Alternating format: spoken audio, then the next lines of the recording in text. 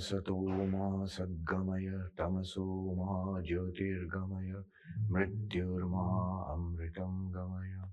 Om Shanti Shanti Shanti. Om, lead us from the unreal to the real. Lead us from darkness unto light. Lead us from death to immortality. Om, peace, peace, peace.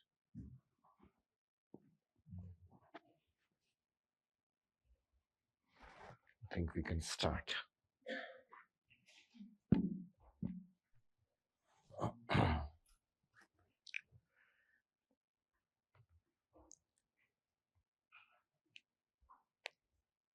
Let's settle down. Sit up straight in our chairs. Whatever is comfortable, keep your hands on your lap or on your thighs, whatever is comfortable. Throughout this meditation, we will try not to move, but don't strain. The main thing is to remain relaxed. If you feel fidgety and you can't help it, fidget. And if you feel a sneeze or a cough or an itch building up, don't fight, don't strain, be relaxed. Always settle back into relaxed, into being relaxed. Sitting straight, gently close the eyes. Breathing normally.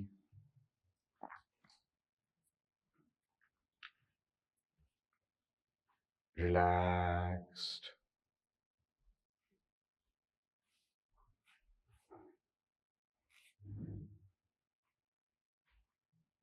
And settle down so that there's no rustling, no sound.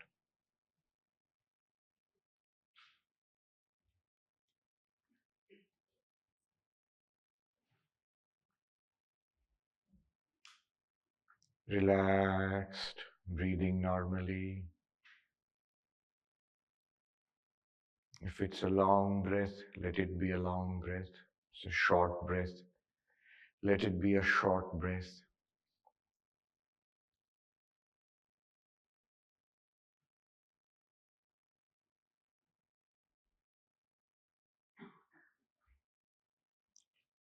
First, I become aware of the body, sensations of the body,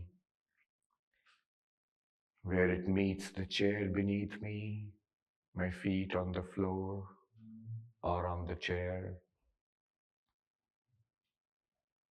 the warmth, the comfortable or uncomfortable sensations of the body.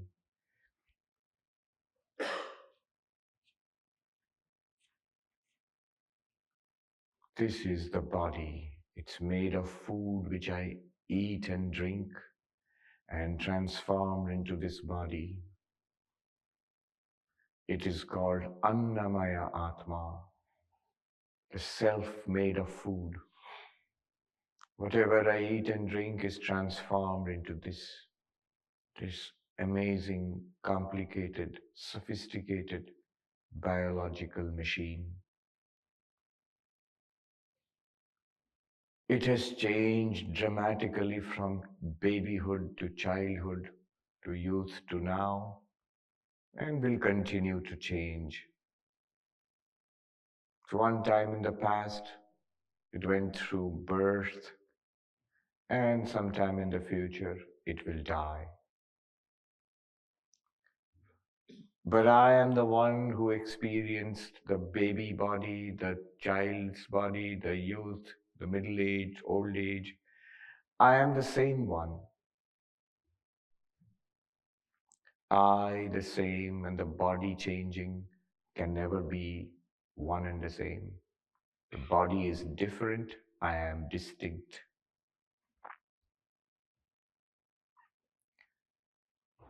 Also notice that the body is an object to me.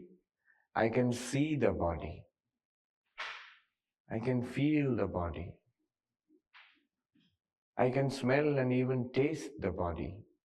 I can hear the rumblings in my tummy. I can hear the body. The body is an object to me. I am the subject. The body is the seen. I am the seer. Subject and object are never same, never identical. Seer and seen are never same, never identical.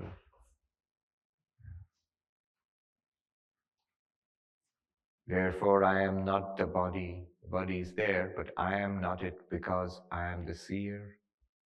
The body is the seen. Further notice, I am aware of myself, of the body, and of everything else. The body is not aware of itself. I'm aware of the body. I'm aware of the sickness and illness of the body. I'm aware of the health of the body. I'm aware of the size and shape and color of the body, but the body is not aware of itself, nor is it aware of me, the sentient being. Aware and not aware cannot be the same thing. Therefore, I am not the body. I, the sentient, aware being, am not the insentient, unaware body.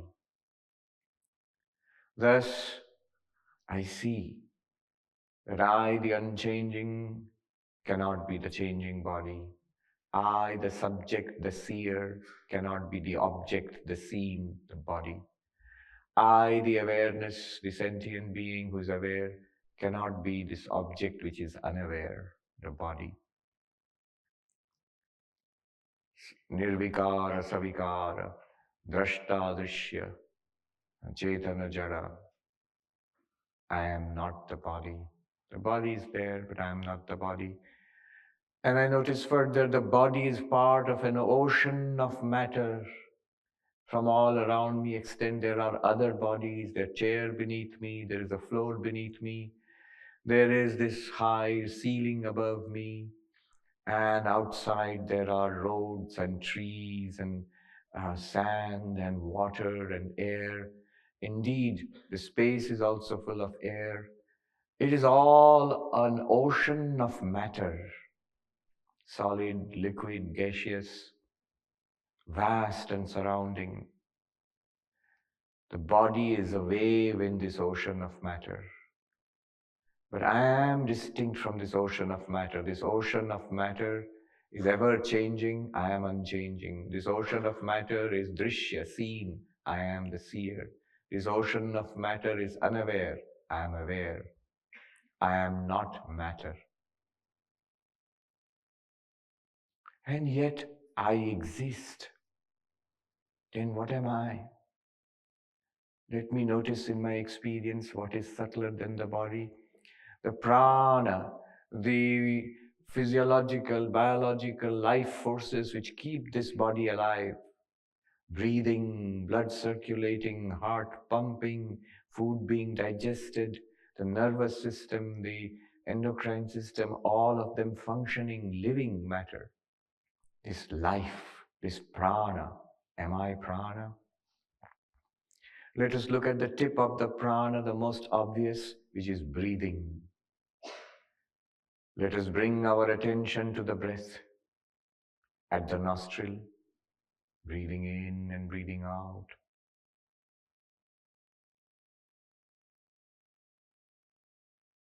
Let me notice, what does it feel like? There is the in-breath, there is the out-breath. I am not the in-breath, nor am I the out-breath. I am the same one who breathed in, I am the same one who breathed out. The breath is changing. The lungs are the biological machine pumping air. The breath is changing. Prana itself is changing. Hunger and thirst and then satiety, health and illness, all are prana. Prana is changing. But I notice I am the same one. The same one who breathed in is the same one who breathed out. The same one who was hungry and thirsty, the same one who feels full.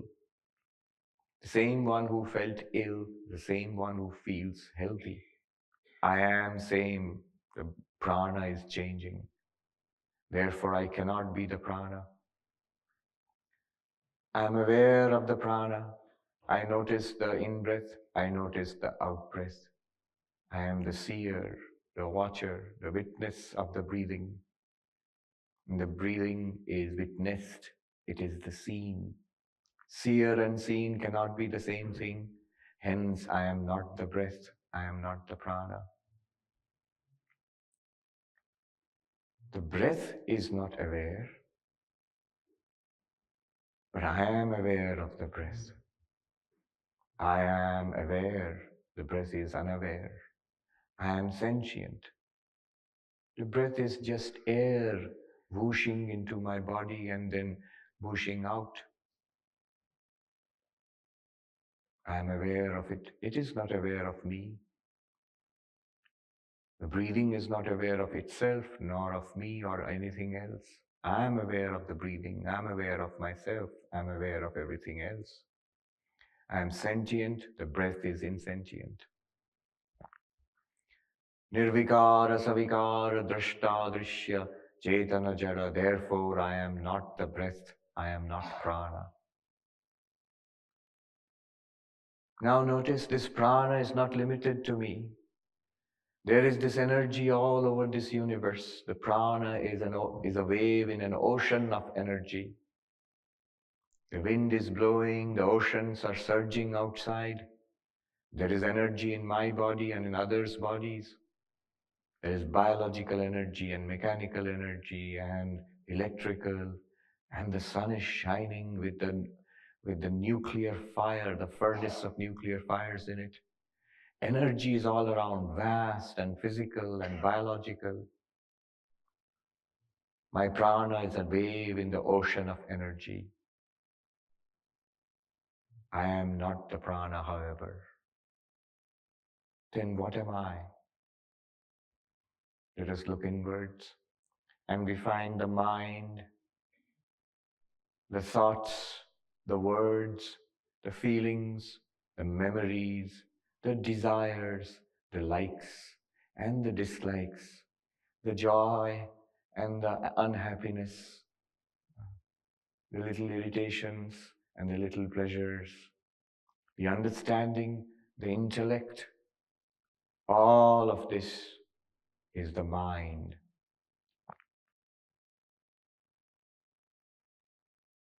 But the mind changes. Thoughts come and go. Ideas change. Opinions change. I am the one who had that idea. I am the one who has this idea. I am the same. The idea changed. The mind changed. The ever-changing mind and the unchanging I cannot be the same thing. Therefore, I am not the mind. And I notice I can watch the mind. Thoughts and feelings can come and go. I can watch them. I am the seer, the mind is the seen. I am the subject, the mind is the object. Notice the mind clearly, you can experience the mind. The object and subject are never the same. The seer and the seen are never the same. Therefore, I am not the mind. I am aware of the thoughts. If I think a thought, 1, 2, 3, 4, or A, B, C, D, it's just mental talk. It is not aware. I am aware of it. It's not aware of itself, nor is it aware of anything else. One thought does not know itself. It does not know other thoughts. But I know both thoughts and I know myself. I'm aware the mind is unaware. It borrows light from me and appears to be conscious. But it's an entirely borrowed light. The ever-changing mind and the unchanging self, the object mind and the subject self, the unconscious mind, the mind which is not aware, and the self which is shining with awareness, it cannot be the same thing. Nirvikara savikara drashta drishya chetana jada. Therefore, I am not the mind. The mind is there, and the mind is part of a cosmic mind. There is an ocean of mind. It's not that only I have a mind. There is mind all around me. All beings, all sentient beings have minds.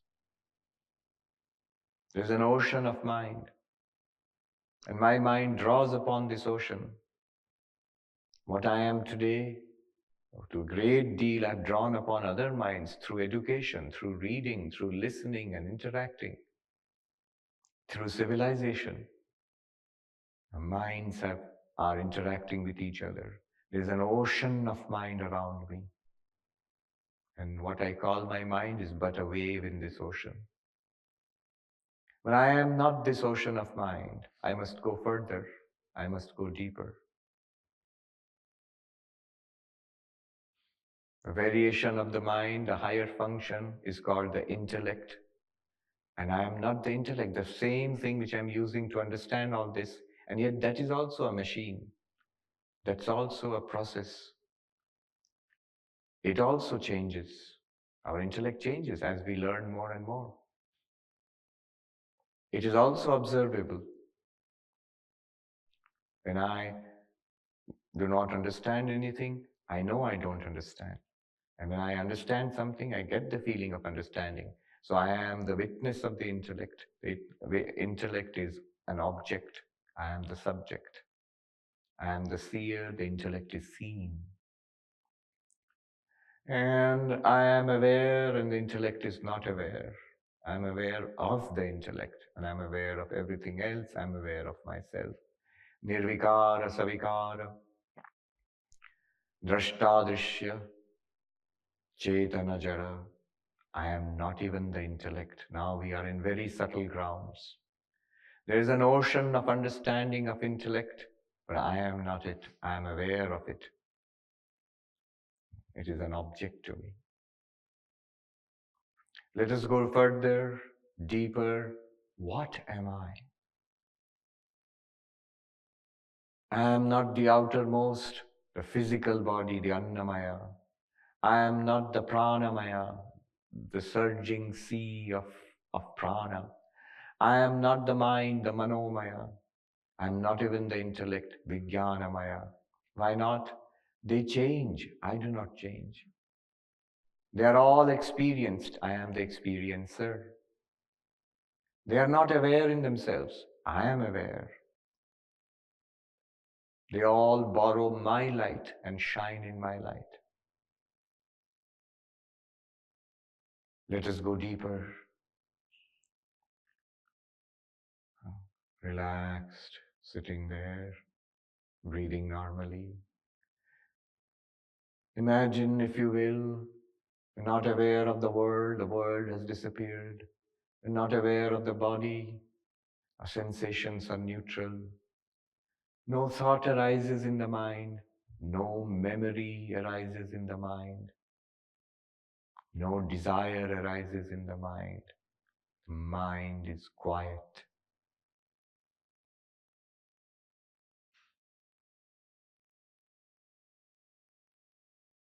Even the sensation of I, the feeling of I has gone, like deep sleep. I neither know myself nor anything else. And yet the deep sleep, the blankness, the peace, the restfulness, the non-thought, that is also experienced. The absence of thought is also experienced. Deep sleep is not an absence of experience, it is an experience of absence. That also comes and goes. Waking, dreaming, and deep sleep come and go. I am the same. That is also experience, that's an object. The blankness is also an object. And that blankness is not conscious. I am conscious. Therefore, I am not that blankness, that causal state, the seed state from which comes all my thoughts and memories, where it's in like a hibernation. I am not that. That is called the Anandamaya, the peaceful, restful, blissful state. I am not that also. That Anandamaya is a speck in the universal seed state called Maya,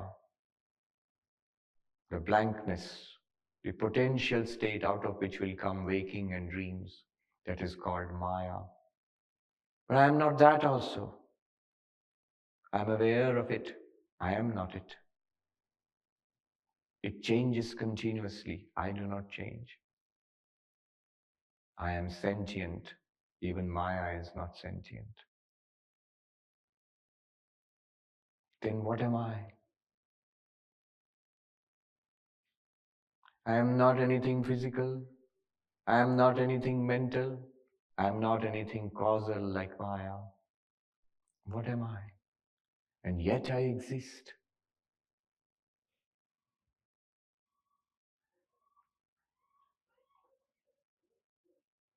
I am that to which all things appear, physical, subtle, and causal. I am, and I shine.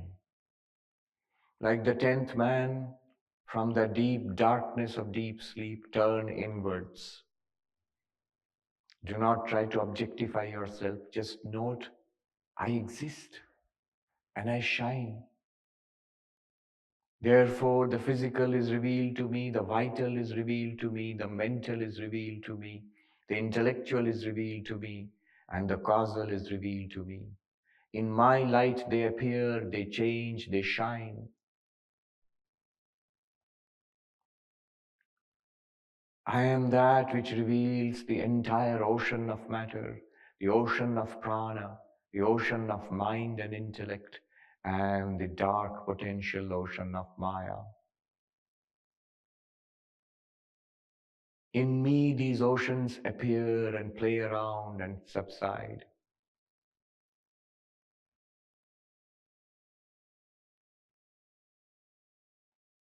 In the midst of all of these activities and sensations, I shine.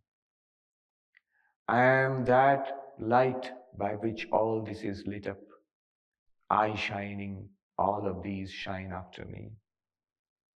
The Upanishad says, Tameva bhantam anubhati sarvam, tasya bhasa sarvamidam vibhati.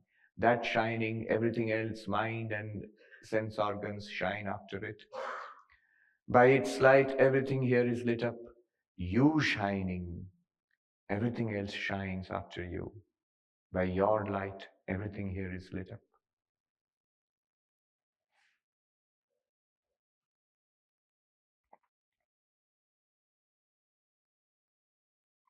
This existence, this consciousness, in which the body and the prana and the mind and the intellect and the causal state, they all appear and shine and perform their functions. That existence awareness I am. That is witness, Sakshi. That is Atman, the self. That is Brahman, the vast. The entirety of the ocean of matter shines in me, the consciousness, derives its existence from me, the existence. The entirety of the vast ocean of prana derives its existence and power from me, the underlying existence consciousness. The ocean of mind and the seed state, they all appear in me, the ocean of consciousness.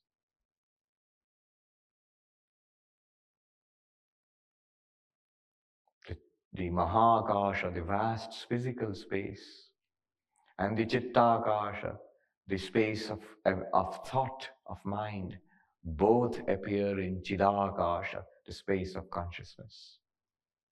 I am Chidakasha.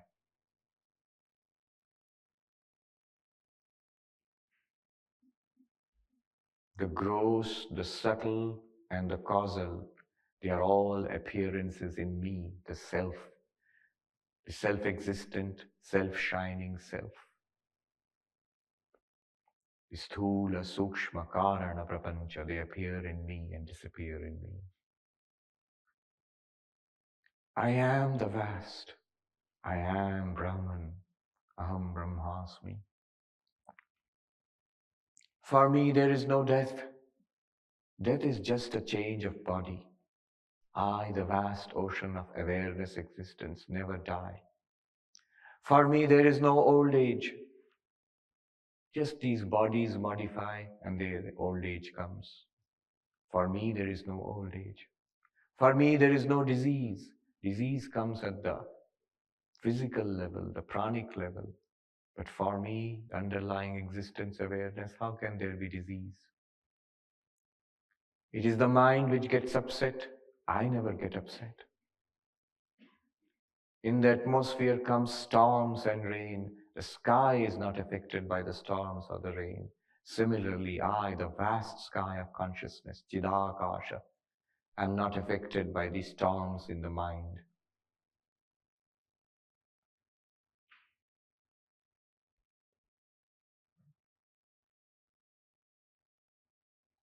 Ignorance and delusion may affect the intellect. I am ever shining. I shine and reveal the ignorant intellect. I shine and reveal the knowledgeable intellect. I shining, all knowledge becomes possible. I, the existence, give existence to this not only one body mind, but all bodies and minds.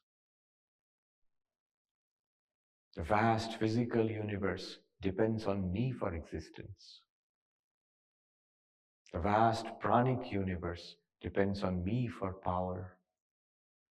The vast mental universe depends on me for awareness and thinking. The vast intellectual universe depends on me for understanding.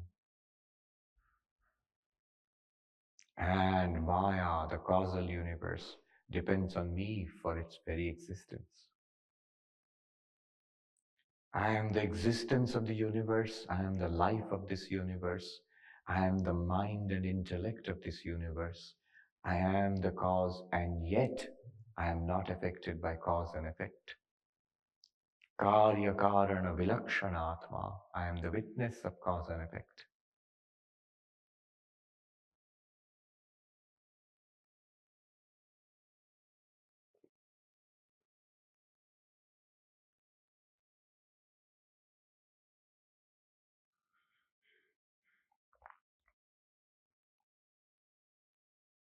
I am free of death here and now.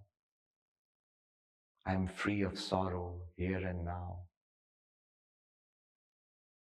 This vast awareness on which the universe rests and in which it appears, what does it want? I am free of desire here and now. I am being, I am awareness, I am limitless. Satyam Jnanam Anantam Brahma. I am limitless existence consciousness. I am Brahman.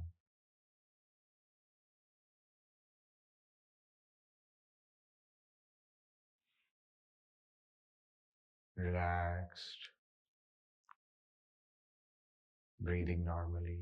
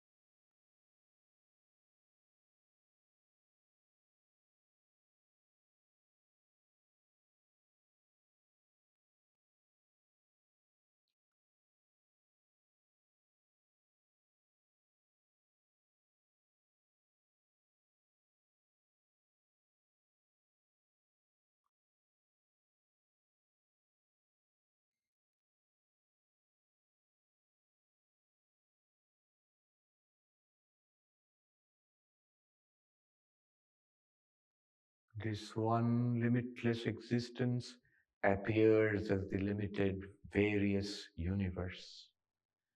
You have an amazing power called Maya. By that power, you will appear as many beings. Krishna says, Avibhaktam cha bhuteshu vibhaktam eva cha sthitam. Undivided in all beings, I appear as if divided.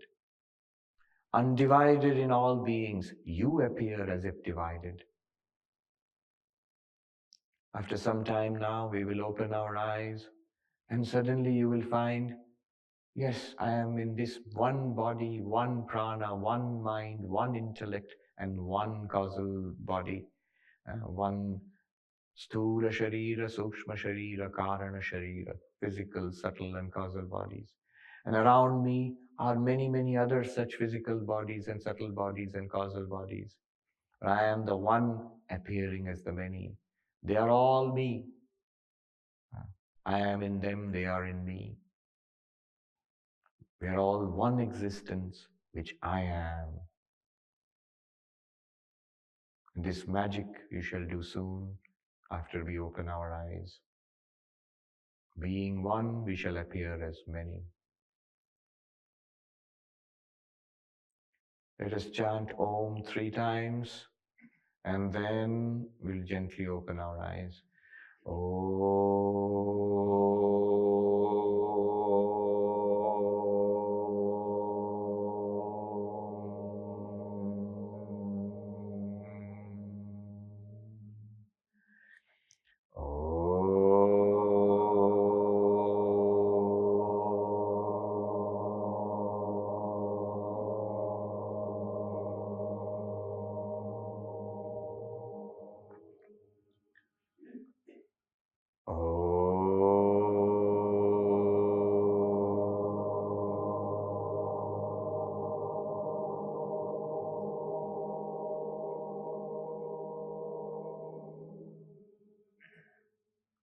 When you are comfortable, at your own pace, you open your eyes and look down at your lap.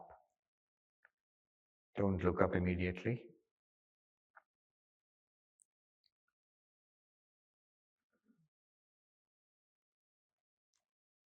At your own pace, you can look up. It is important to see nothing change from closing the eyes and opening the eyes. What was there when we closed the eyes and that one universe is also there now. In the meditation, the one limitless existence consciousness is also there now. And it always has been there and always continue to be there. And it always has been you. You're not part of it. Your body is part of an ocean of matter. This mind is part of, and prana is part of an ocean of prana, and mind is part of an ocean of mind. But you are not part of this ocean.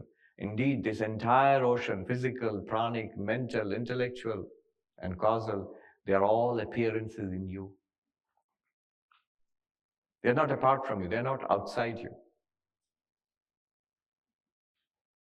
They're not even inside you. They're just appearing in you. You are appearing to yourself as the universe, and appearing just as a dream, and appearing to yourself as the universe. When you appear, you enter into one particular body and then interact with yourself in all other bodies. You're playing this game. I love that story by Alan Watts, where he says that God only existed. There's nothing else except God. But then God got bored. It's boring to exist eternally like that. So God decided to play. But whom will God play with? There's nobody else. There's only God. So God thought about this, and because God is a very smart kid, God thought of this plan. God decided to play at being not God. Now there are two, God and not God. And now God could play. The thing is, God is so smart that when whatever God does, it does it really, really well. So when God pretended to be not God, God completely forgot that he was God. And now God, pretending to be not God, is searching for God. And that's this universe. That's the life we have now. Yes. I was in Delhi a few weeks ago. One day in an ashram, We are a new ashram in Gurgaon. One gentleman who is a long-term devotee, he said, Swami, what are all you say? That's great in the class, and maybe in meditation also I feel some of that peace. But when we are back to this dualistic universe, separation, it's all gone, what you are saying. I said, no, no, no. Where is Advaita? Where is non-dualism? Here, this is non-dualism. This is non-dual. I said, no, but we are separate. Are we? Isn't it in one awareness you are appearing to yourself and I am appearing to you? Remember this. The perception, the experience of duality can exist with the truth of non-duality. Two contradictory things cannot be true at the same time. It's not possible that it's truly dualistic and truly non-dualistic. It's not possible. It's not possible for something to be a snake and a rope at the same time. But what is possible is entirely, really as a rope can appear as a snake. Then the two can exist. An appearance and a reality can coexist.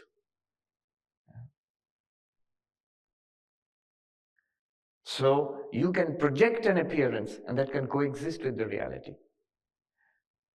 Non-duality can project duality and that duality can exist with non-duality. A real duality cannot coexist with a real non-duality, but a real non-duality can coexist with an appearance of duality. That's what Advaita Vedanta says. Yes, in appearance it will be always dualistic. The very word appearance means something to which it is appearing. Already two are there. So in the world of appearance, always it will look dualistic. But the operative word is look. To whom? To what? To the underlying non-duality. What is this underlying non-duality? You. You are that. This ocean of matter is not separate from you. This ocean of prana is not separate from you. This ocean of mind and intellect is not separate from you. And Maya, the potential state which projects all this, which is your power, the power of God to appear as non-God, the power of being, limitless, immortal existence to appear as life and death, the power of consciousness to appear as an object, the power of bliss to appear as pleasure and pain, samsara. That's your power. But at the same time, you're continuously existence, awareness, bliss. Not as a matter of belief, not even as a matter of philosophy. In Advaita Vedanta, all the philosophies just to point out something about you, this thing about you, what we just pointed out. Then what do?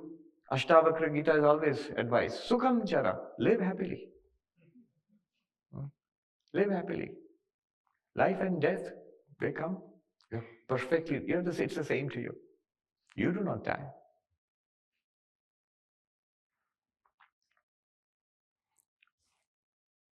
You've run out of time. Yes. Thank you.